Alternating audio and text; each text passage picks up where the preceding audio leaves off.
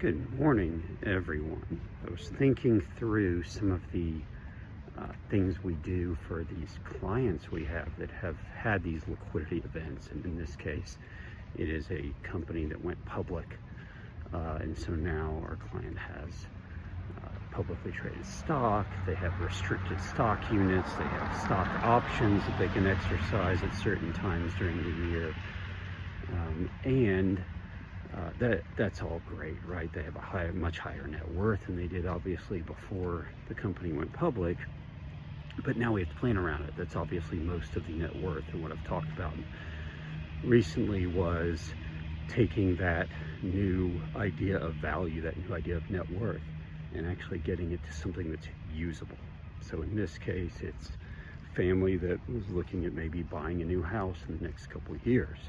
And most of the wealth is tied up in either restricted stock units or stock options. So it kind of looks great on paper, but it's not there to purchase a house. Because what happens when you want to purchase a house? You have to have cash for a down payment. You have to apply for a mortgage with the bank.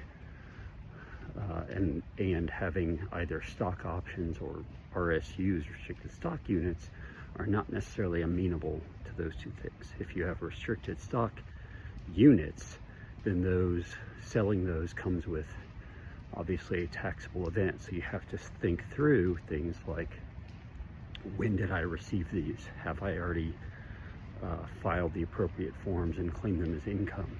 Therefore, what is my tax treatment? Is it long-term or is it short-term? Which ones are long-term and which ones are short-term? Because that's going to give me a different tax treatment, tax liability. If I want to use all these stock options, well, they obviously have a very, very low strike price, but of course you have to have the cash to exercise those. And then that will usually trigger the AMT, or the alternative minimum tax. Now remember, I'm not a CPA. We're not giving tax advice here. We're just talking about how we think through this with the client and how we have to plan effectively. So the thought is, okay, when do we want to buy the house? Have to make sure the cash is there for the down payment or some sort of assets for a down payment. But we certainly don't want that cash, if possible, to be subject to long-term capital gains tax. We'd prefer to have it short-term capital gains tax. We're also going to need cash to potentially pay taxes, either long-term capital gains and or the AMT.